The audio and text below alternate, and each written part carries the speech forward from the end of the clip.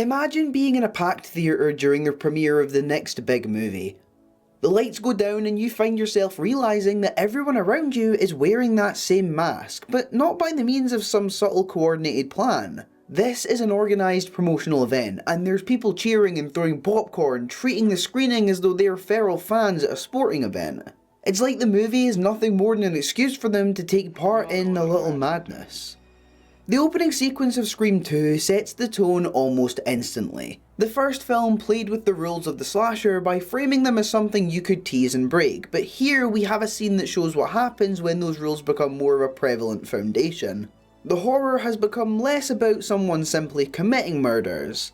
It's now grown, becoming the culture around it that has learned how to tolerate it. When I covered the first film back in October, I brought up how it revived the slasher genre by bringing its formula into the light. It gave the subgenre this self-aware light and weaponized the concept of familiarity. You knew the patterns, but by this point having that knowledge brought more unease than it did comfort. The movie understood horror audiences in a very specific way, almost similar to how a magician might read a crowd. A sequel, however, comes with a slightly different problem, because in the 90s especially, sequels were notorious for believing that more kills, thinner characters and bigger set pieces were all that they needed to be passable.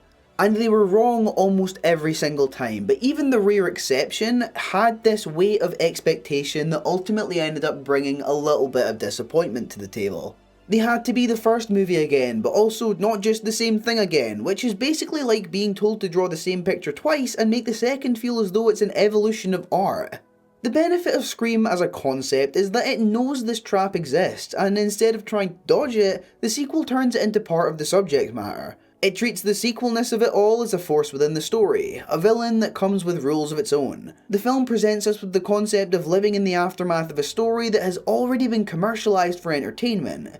The idea of real-life trauma being adapted, packaged and sold back to you as Hollywood's next big deal.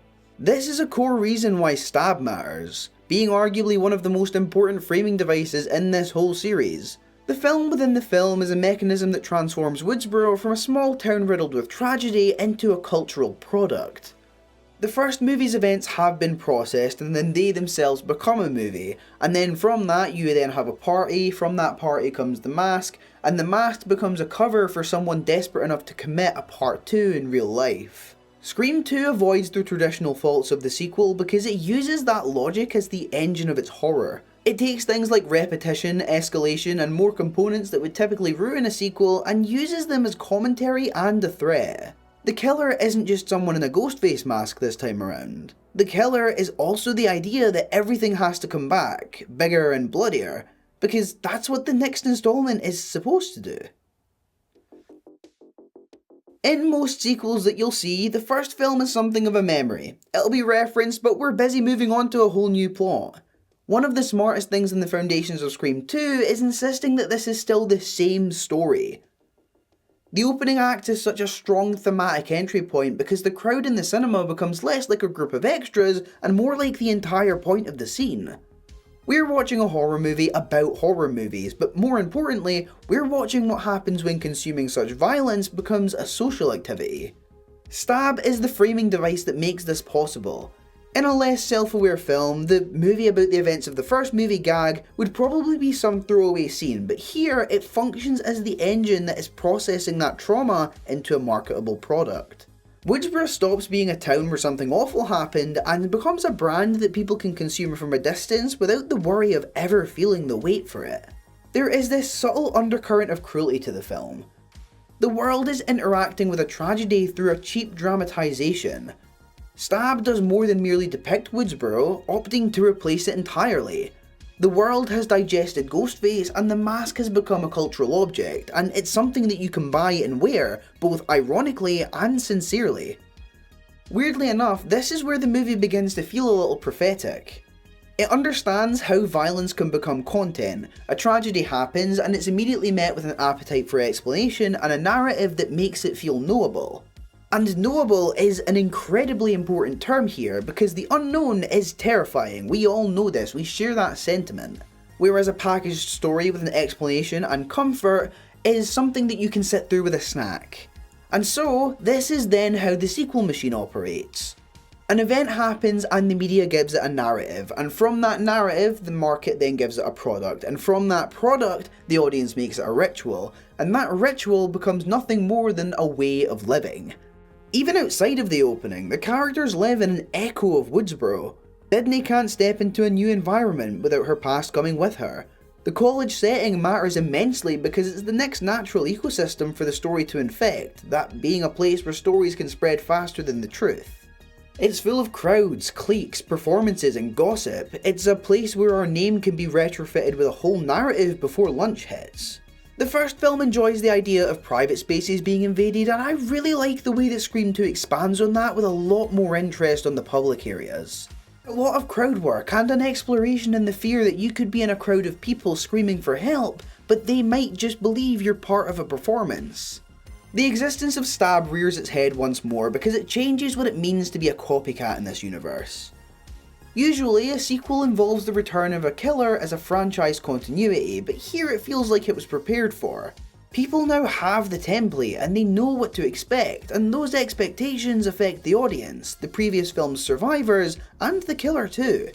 That's an admittedly uncomfortable idea. The franchise teaches the audience how to be both the fan and the villain. What it points to is a structural argument.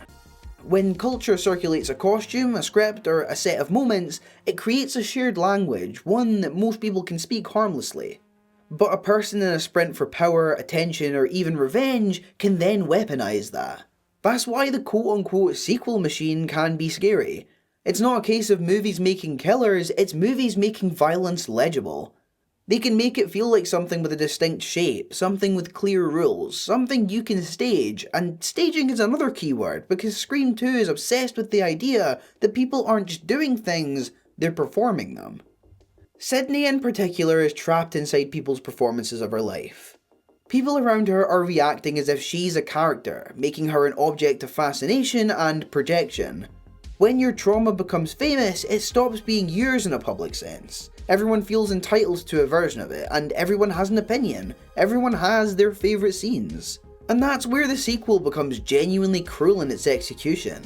Part of what a sequel demands is the revisiting and the escalation of previous stories, and that means Sidney isn't allowed to move on, which is a sad sentiment that somehow remains true even with new installments.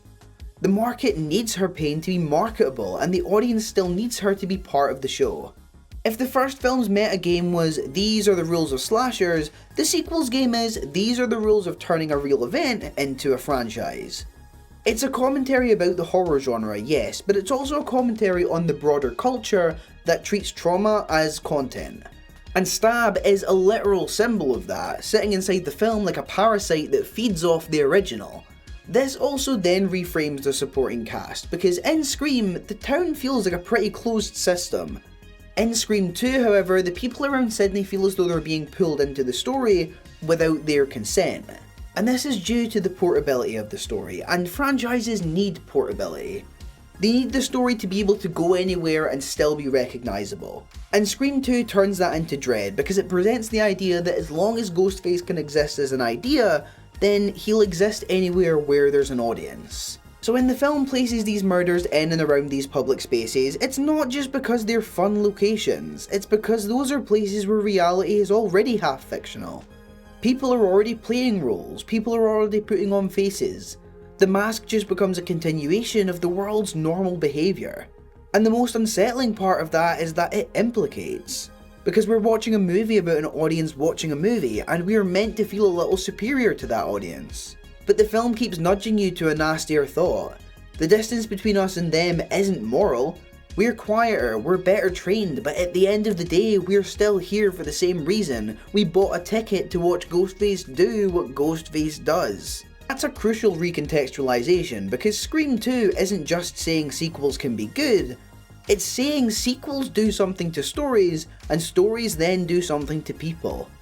This isn't just a continuation, it's a cultural echo that retroactively changes the original. Woodsboro becomes a thing that exists purely for consumption. And because it's Scream, it does all of that while still being wildly entertaining. That's the tightrope. It's fun, sharp, tense, and quietly accusing you at the same time. It makes the audience part of its text and then uses that text to make the horror feel all the closer. So when we talk about Scream 2 avoiding the typical faults of a sequel, this is the first major way it does it.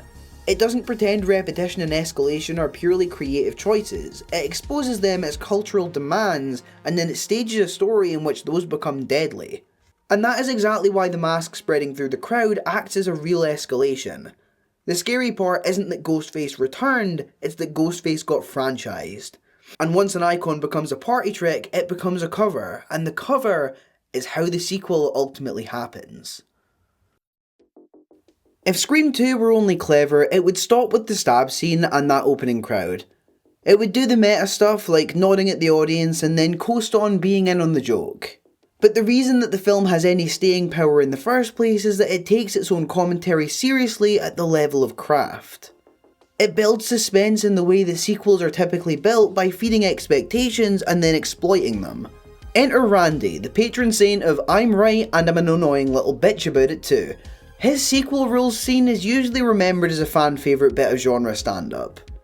This is the movie taking the invisible pressure of a sequel and making it diegetic, spoken out loud inside the world. In other words, this isn't just the screenplay commenting on itself, it's the characters living inside a culture where how sequels work is common knowledge. It's also a big shift from the first film, where knowing the rules was an advantage. Scream 2 turns it into a trap, because that knowledge is now a script that anyone is capable of following.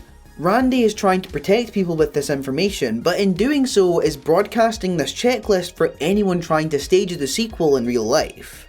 Sequel rules are not natural.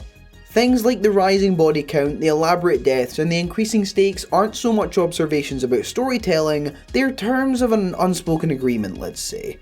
The audience expects escalation, the studios expect escalation, and the film is expected to deliver that escalation whether it makes sense or not. Most 90s sequels tried to satisfy that agreement with volume, but Scream 2 opts for something sneakier by changing the shape of the suspense. It earns that escalation by tightening the constraints, and that's why the film's best suspense scenes are basically problems with engineering. Take the scene in the police car, for example. It's probably the cleanest example of the film earning its sequel status through craft. Sidney and Hallie are trapped, Ghostface is planted between them and freedom, and the adults who were assigned to protect them are dead. It's a quiet scene that turns the audience into a co-conspirator in problem solving. You can feel the scene tightening as it hones in on their only escape route. And because it's Scream, this scene is also laced in this meta, self-aware presence, but it doesn't feel smug about it. It's a sequel set piece that understands one of the key foundational factors of a sequel. It's something that we haven't seen yet, but it is still unmistakably Scream. So it gives you this image that is instantly iconic, with Sidney climbing over this unconscious killer. Notice too how the scene plays on the oldest trick in horror, with the audience waiting for the killer to wake up. You're watching Sidney as she puts her life within inches of the very thing that has already destroyed it once. That intimacy is also the film's way of answering Randy's bigger death rule, along with himself of course.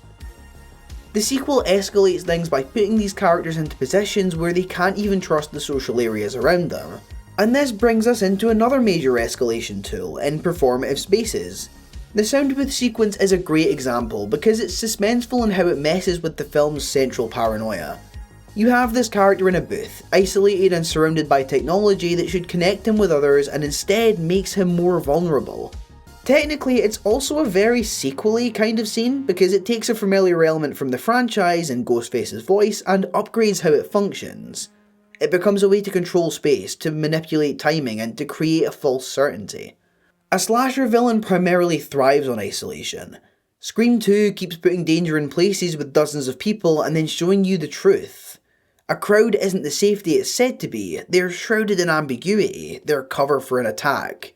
This is where the sequel truly evolves the first film's knowledge gimmick. Knowing the genre gave you a chance, and now everyone knows the genre, so that stops becoming a shield and just becomes normality. Everyone assumes the violence has boundaries, and Ghostface, regardless of who's underneath the mask, benefits from that assumption greatly. It even changes how red herrings work.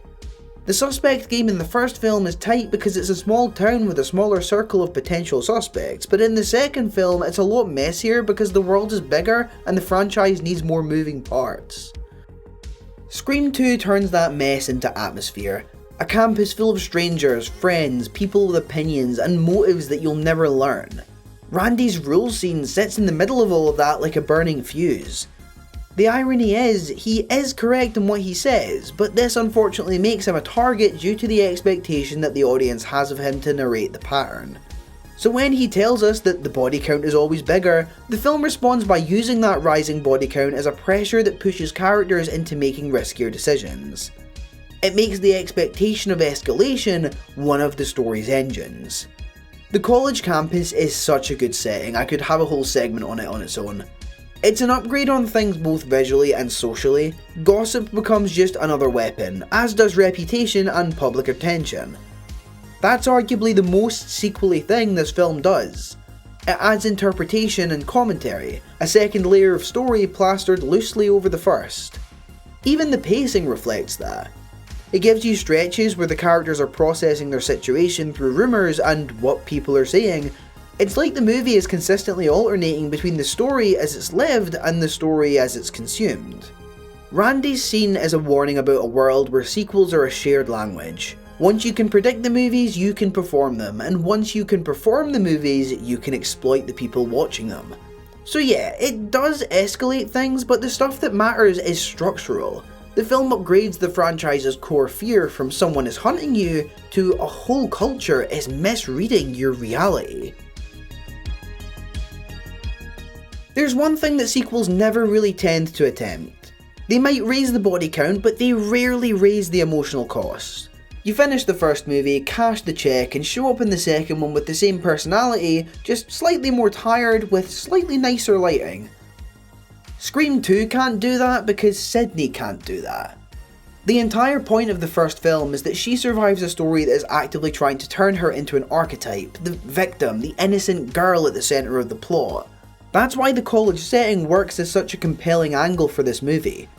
Sidney is trying to outrun a narrative that has already decided what she is, and the campus is the worst possible terrain for that. So the sequel's tension becomes, can Sidney ever exist without Ghostface? Everything in Scream 2 is a new environment for suspense.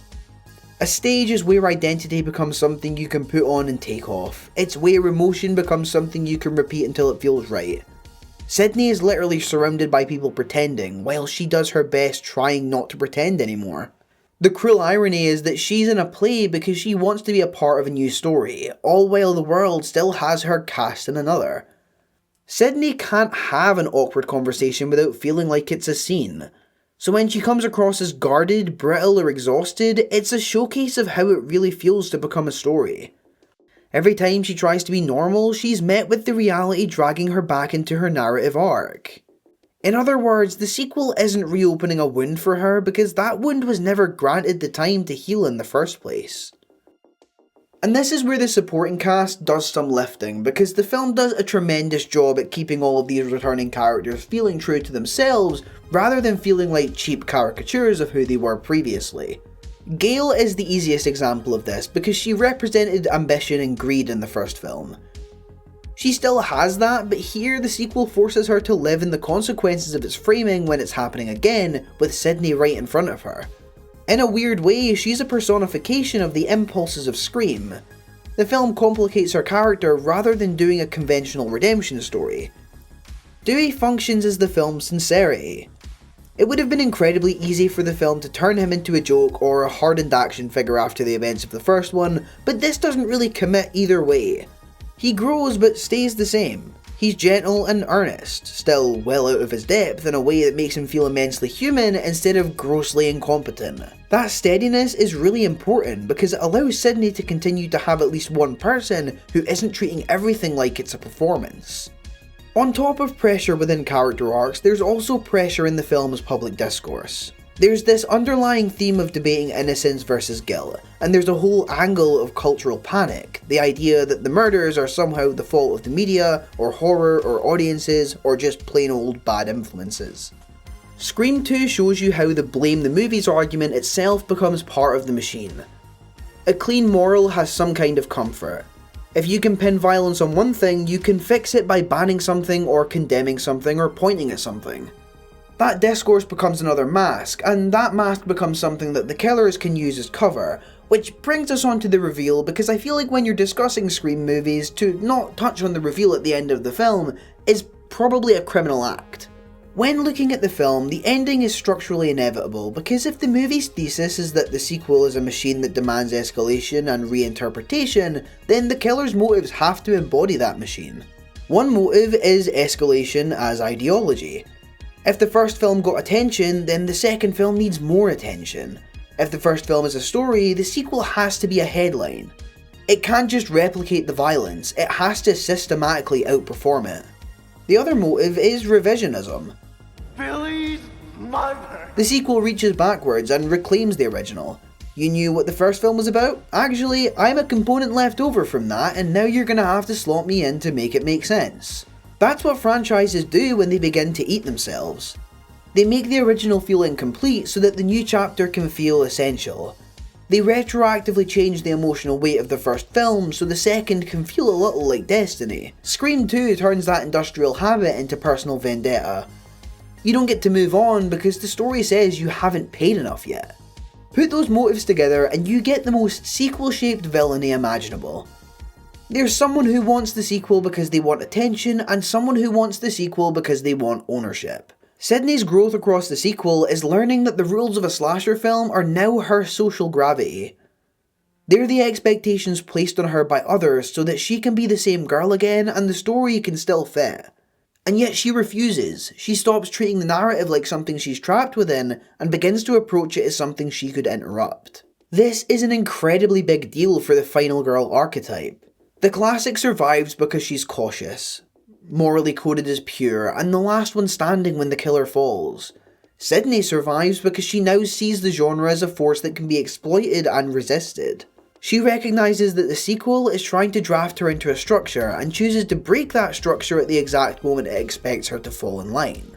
Scream 2 brings it all back. The killer, the story, the attention, it drags your worst nightmare back into circulation until it stops feeling like something happened to you and starts feeling like something everyone knows. What makes it such a weirdly successful sequel is that on top of knowing the rules, it treats them like a social force. The first film is a slasher that breathes a self-aware air. The second film franchises that. Woodsboro becomes a product, the mask becomes a symbol, and these brutal murders become something at a screening that people can cheer at. That is why the opening sequence with this crowd represents the entire argument that this film is trying to make.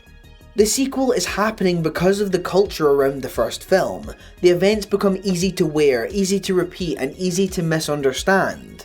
Scream 2 earns its traditional sequel upgrades by changing the conditions. The police car sequence is the clearest proof because nothing about it is bigger in a blockbuster sense. It's bigger because the tension is structured differently and packed more tightly. It doubles down on these performative spaces and drops violence into environments that are already half fictional, where people are primed to read panic as nothing more than a bit. In most slashers, surviving is a badge, but in Scream 2, surviving is just a footnote. Sidney is trying to stay human in a world that keeps trying to convert her into a story, and that's why the theatre imagery matters. On stage, repetition is practice. Off stage, repetition is trauma. The sequel keeps pressing those together until they blur. So when the third act reveal arrives, it clicks because the motives feel like they're sequel mechanisms in human form. One killer wants it to be bigger, louder, and unforgettable, but the other wants it to reach backward, rewriting the past and making the present feel inevitable. It's the ugliest truth about franchise storytelling in that it competes with stories that have already been told. It needs the original to be both iconic and incomplete so the new chapter can claim necessity. The thesis is brutal on purpose. The killer extends beyond Ghostface and becomes the demand for a next installment, that appetite for repetition, that pressure to escalate, the way that audiences, media and markets turn something real into a consumable product and then act shocked when someone uses that costume and the script as a weapon. Which brings us back to where we began in that theatre crowd. Screams being drowned by cheers, violence mistaken for entertainment. Ghostface isn't a scarier entity because it returned, it's scarier because it has spread. Because once a horror icon becomes a tradition, it becomes less of a surprise and more of an expectation.